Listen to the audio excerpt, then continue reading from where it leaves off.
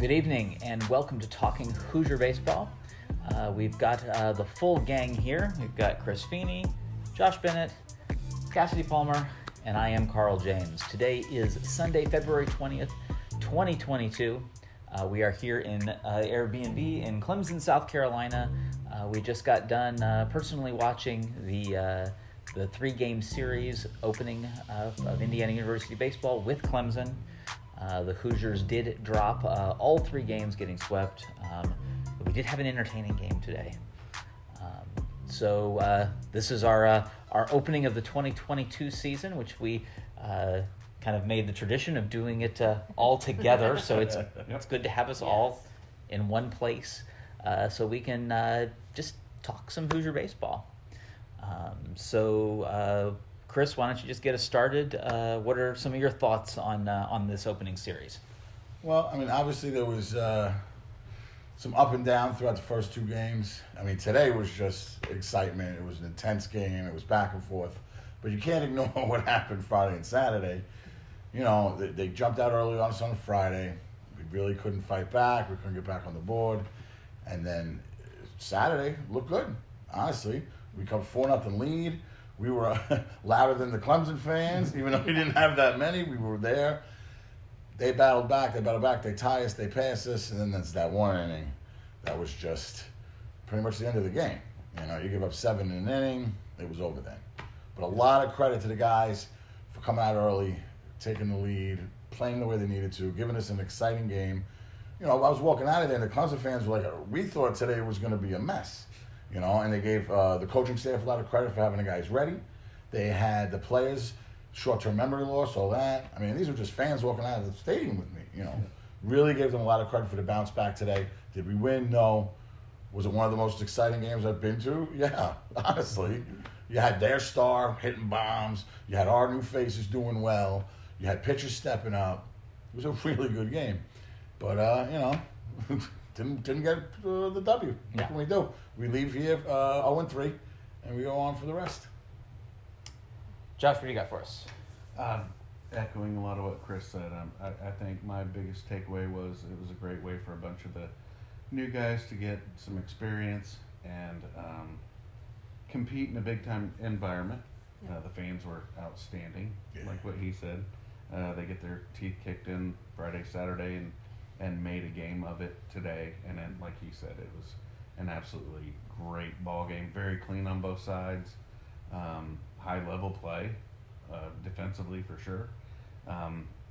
Push it to extra innings today, and then the 10th inning we look down, and there are 5 freshmen on the field for IU. Luke Hayden, Brock Tibbetts, Evan Goforth, Josh Pine, and Carter Matheson. So, you know, in the big picture, you know, down the road, that experience for those guys right there, who knows what that's going to amount to down the road. That's a big time step and part of their career, in my opinion. Yes. Yeah, and echoing the other guys a little bit, this environment's one that this team probably won't see until Big Ten tourney or regional. This was a big environment, and there were some bumps, but there were also some very bright spots at times. As Josh said, the defense was spectacular throughout, and there were some bright spots at the plate too, and on the mound some. While we did have all of the walks, also struck out 41 on the series. That's a good number to see. We just need to get that command going a little bit. Maybe a little higher than 53% strike rate for the series, but that there's some good to work with there, even with some of the other rough spots. So that's really the biggest thing I'm taking away is it's a young team, but there are some bright spots. For me, when I'm looking at it, kind of coming into an opening series, and especially one that has so many new faces, what I'm looking at is, I'm comparing, and it's most interesting is that in some ways there's a lot of similarities between Clemson and Indiana on paper coming into the series. So you have two teams that underperformed in the 2021 season, both playing in conferences that had either completely limited or at least partially limited non-conference play. So had a difficult time getting themselves into a position. Clemson actually was had a below 500 record last year. So both teams missed the playoffs when the expectation was that they were both going to be in a regional. Clemson's a team that's gone to 10 College World Series. So there's an expectation there that they're supposed to be in a regional every year. We have the expectation that Indiana's supposed to be in a regional every year. So I saw this as kind of a level setting.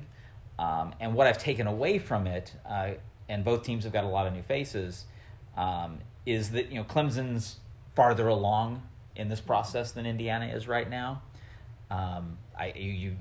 It's obvious. There was a sweep. It was 32-8, I think, was the total run scorage. And those are just the results. But at the same time, I look at Indiana, and the things that went wrong are things that, in my mind, are most likely fixable, and they're kind of in a concentrated area. It's just they really hurt, and it's precisely what Cassidy was talking about. On Saturday, pitchers threw 257 pitches. Less than half of the pitches on Saturday went for strikes, and I'm not in there when they're having their conversations and their coaching sessions to determine what is the root cause of that. But the staff is going to have to kind of figure out what's going on with the pitching, and develop these guys, because and sometimes those walks and strikeouts go hand in hand. Yeah. You're that wild. You've got a lot of different pitches to expect. It's going to make it more difficult, but at the same time, a few different times. But all the free passes are just, we know that that just doesn't work. I mean, look at today, 12. Yeah. Right? Yeah. 12 walks in a game that we lose 5-4 and 10. Yeah. And their best player hits the home run. Their best player ends up winning the game on the mound. I didn't even realize it was him that he had come in and relief. Yeah. I thought they just had another tall guy. It turned out, I looked at Twitter and I go, whoa, that was All-American. Yeah. And they had the best player on the field. That was granted. And he burnt us a couple times. So if you're going to get burnt by their best player, you also can't give him 12 walks and hit a couple guys. Yeah. I'm okay with the All-American hitting the home run. Yeah. Yeah. I'm okay with him coming in on the mound in the 10th and getting out of bases loaded. But you just can't give 12 walks in a one-run game on the road in a basically a very important game for us. Yeah. But we did show up. I'll give that. Yeah. But this was a very, very winnable game without 12 walks. Yeah. So that's got to be fixed. You said it. It should be fixable. Yep. What was it? 38 walks, like 8 hit guys. Yeah. You're just giving it away at that point. Yep. Right. 36 walks and 8 hit guys. If I were to speculate, and because we're just talking, I can. One of the tenets, I think, of this program is that the pitchers are supposed to always be competing. Right. So a lot of times you'll see teams that are in these types of situations are going to be like, all right, you can't throw your key pitch, so just start throwing batting practice and let the defense try to get you some outs. I think there was a conscious decision by this coaching staff to say, no, you're here to compete. You need to compete. And they're competing is like, hey, you're going to be throwing this pitch in this specific location. And well, if you're consistently off by 3 inches in that location, it's well off the plate and it's going to be called a ball. And poor execution doesn't result in the Right. results you want. Yeah. And it's just like, and it's not going to be a situation. Okay, well, you don't have it today, so just juice it down the middle. And they refuse to do that. And in the past with this team, that just really hasn't been a problem. Yeah. They had the It advantage. clicks enough. Yeah, and they had the advantage last year of not playing as many games typically in a set with an experienced pitching staff. So it was like, well, okay, the issue here is if you're having a bad day, we're just going to put the next guy in. Right. Well, as we know now, we're kind of out of next guys right now. In a weekend this long, 257 pitches in one game. Essentially, Saturday was a doubleheader for the pitching staff. And then this one was 10 innings with who we had left. Yeah. But I mean, even late in the game, though, Braden Tucker, battled. Yeah, he walked in a run, which I do not want happening. But he pitched well. He got out of jams. I don't think the ump really helped him as much as he should have been. That was such a tight zone. You know what I mean? All game. And then all of a sudden they give him the low strikes and the ump with the foul ball with the catcher. Oh, that was It was a mess. That But was Tucker bad. kept his cool. Right? I know he walked in the guy, but he kept his cool. He He did. got us through as much as he did. And you know what? Luke comes in. I don't think he thought he was pitching. Yeah. If they waited that long to warm him up, that has to be a situation there. And it goes in the middle of an at-bat. Yeah. But the pitcher today would hold the field, another new face. You talking about new faces? He looked good. Yeah. He was the one that actually got that guy out. Remember, I was saying, why are we pitching to him? Why are we pitching to Grice? The first base is open. Carl's like, nah, but he's gonna get him. He's a left. He's gonna get him out. I'm like, no, walk him. But hold the field, got him. He got out of the inning. He shut down the big fella, and they got two scoreless. It's early, so Yeah. you put him in that spot. Even though I would have thought I was saying the same thing you were saying. Mm-hmm. Put him on 4. Why are we even Empty base. throwing anything? And the first pitch was a strike, and I'm dying. And it's like, okay, you know what? It's early. See what this kid's got. Yeah. They're big on him. Yeah. So you know what? Hey, he's not going to face probably a better hitter Right. in Yeah. his career. Right. Maybe. Yeah. At least not And this so year. Let's see what he's got. We're not in conference play yet. I wanted to win. I know. But it worked anyway. But it because was- he got him. I know. Yeah. But Yeah. big picture wise, Yeah. like what I talked about earlier. Mm-hmm. Work these guys in, put them in situations, Mm-hmm. middle of the count. Bring a guy in with little experience. Even with Stahl went right at him too, and he Yeah. and he got him. See what they But got. same situation. He went after him with 2 outs. That's Long- right. Yep. This is long play stuff. Yeah. Keep in mind this team's got 53 games left. Yeah. And the thing is, if something they learn from this helps them win 2 games that they should have lost later on, Yep. it more than makes up for it. And I think that's Especially the in attitude. Big Ten. Yeah. And I think that's the attitude that they took, because we've all talked about it. There are some decisions that are like, well, if your goal was this is a playoff series and you have to win the series, there would have been some different decisions made. Yeah, I think so. Yep. But you definitely, to your point, Josh, the decisions that were made seem to very much be in line with developing the team that's here. Big picture. Yeah, and it's a young team. Yep. It is a young team, and just in front of our eyes, to the point of this day, this game, they've improved dramatically just in the last 3 days. Oh, Yeah. yes. Yeah. Yeah. And have positive takeaways from Yep. the trip. Yep. Yep. Even And though they didn't get the results that they wanted Yep. win-loss wise. yeah. Yeah. And the pitching will come. And the pitching, it's going to take more time.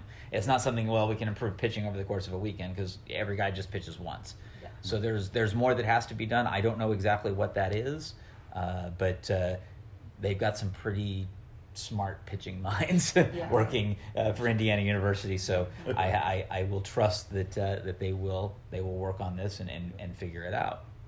I know that when we get to your segment, Chris, we're going to talk about this a lot, but just in general, if there's anything bright spot to take out of this, I have to think it's the defense. Mm-hmm. Oh yeah. Absolutely. Several And- red belt contenders. Yes, Anyone can get it. and keep in mind, today a lot of it came out of the outfield, and keep in mind the outfield has been able to practice Tuesday, 3 days. Wednesday, Wednesday. and then Thursday night. Yeah. That was all the practice they have gotten since October.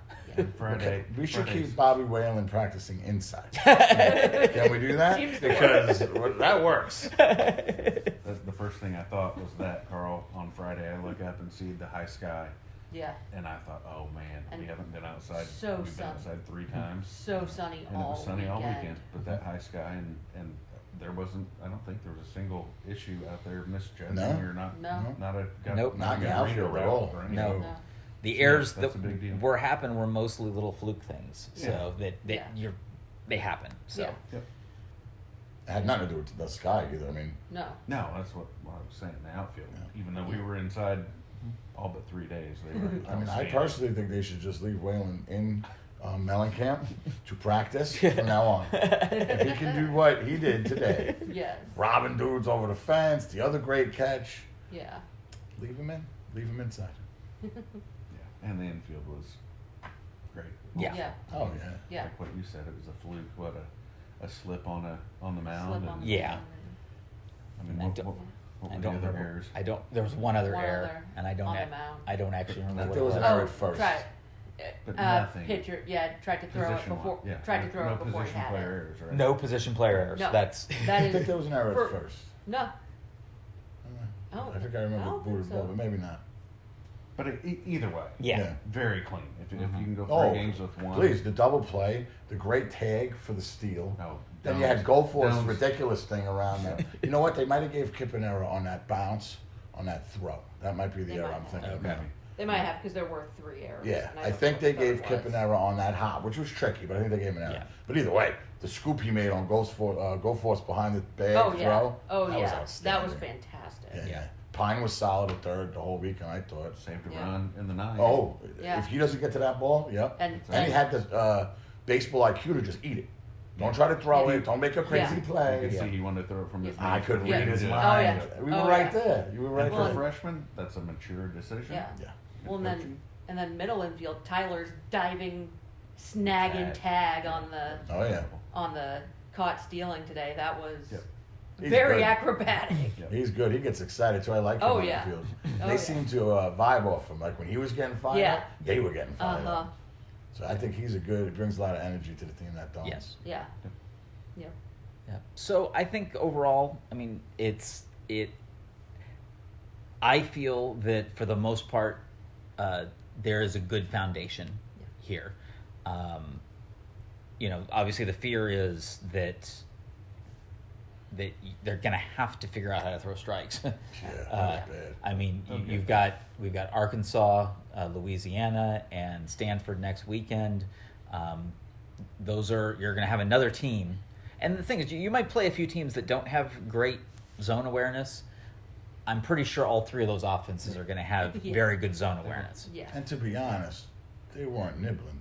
These weren't close. Yeah. Some of the ones today were. Most- was, Today today was pretty Today. nipply. Yeah. But Friday and Saturday, Those were these not. weren't nibble the corner misses. No. No. You don't need great play to approach to realize where those were going. But they'll get better. I think they'll Yeah. get better. Yeah. But I mean, Yeah. it was disappointing. Of course, it was. You had a big crowd. We were up 4-0, and then that happens. Yeah. But They were so quiet. we got to improve.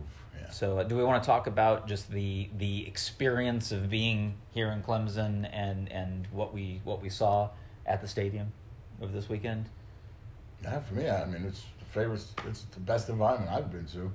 Outside of that one Louisville game, at the end. Oh, cool. But that's a playoff game. That's That's tournament. different. Yeah. This was, I was really good. The fans were into it. I'm telling you, if you get a chance, come to Clemson.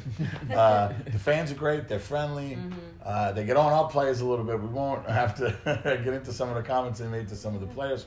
But Carter Matheson, let's just say, is a pro's pro. Yeah. He heard a lot over the past 3 days from those fans and left. But he kept us cool. And some of it was fun and lighthearted, but some of it was a little off color.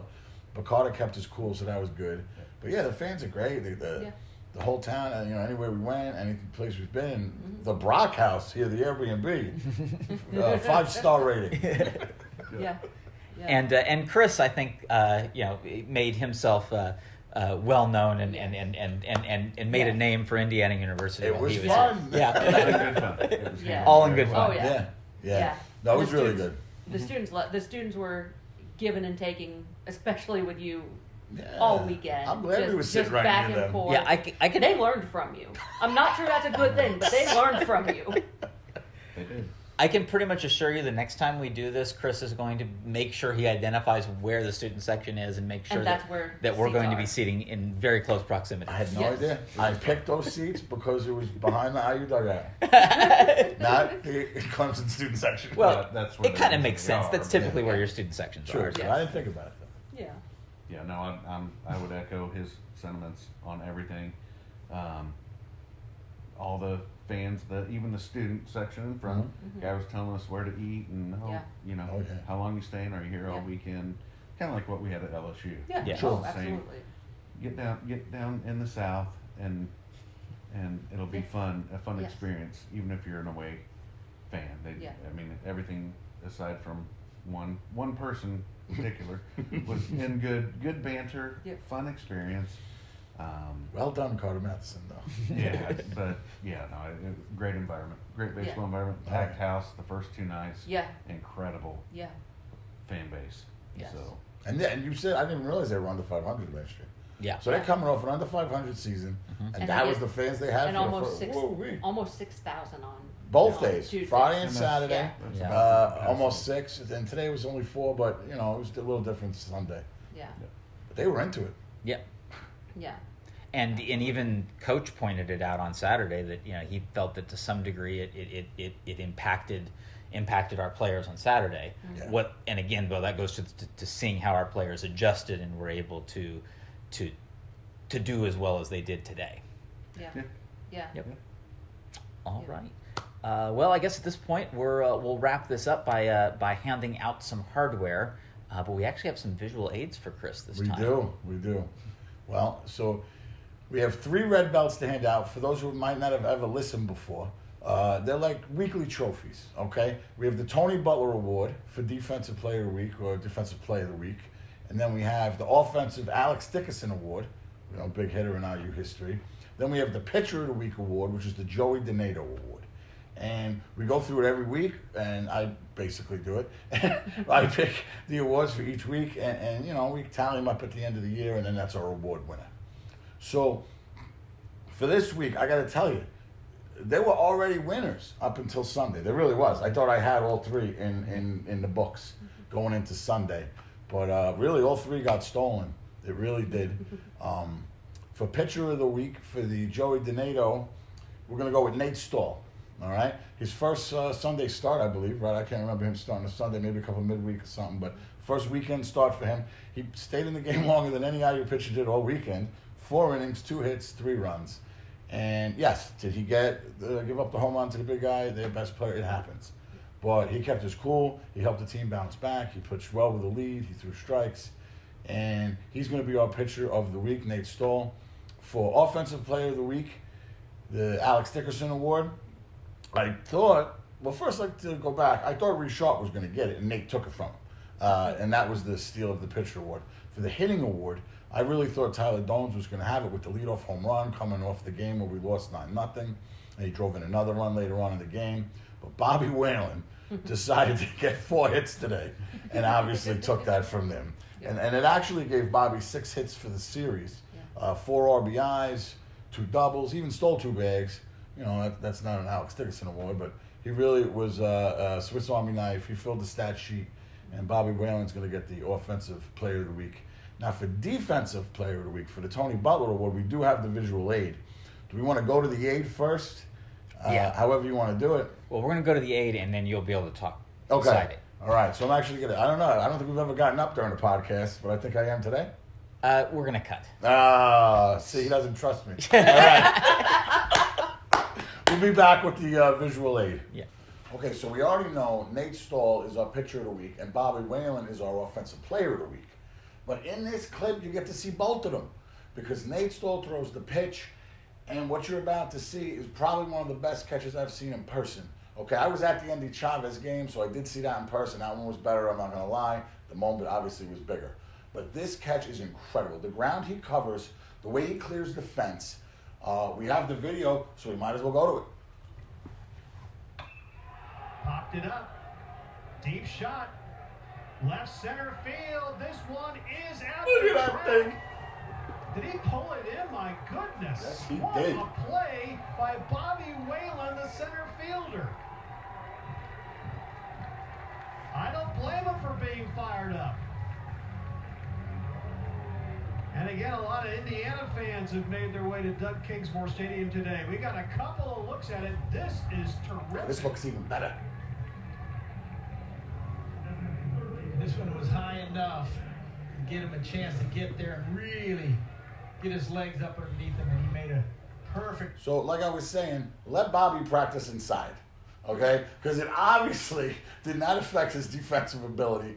He wins the Tony Butler Award. He matches up with Nate Stahl for pitching, and then Bobby gets the twofer because he got the offensive award as well. You're back, Chris. See, he gave me the visual aid. I used it well, but really, come on. How does that not win? Well, that will do it for Talking Hoosier Baseball for this week from Clemson, South Carolina. We will be back next week. We are not traveling, unfortunately, but the Hoosiers will be in Round Rock, Texas.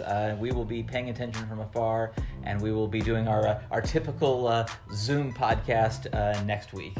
So for Chris Feeney, Josh Bennett, Cassidy Palmer, I'm Carl James. See you at the BART.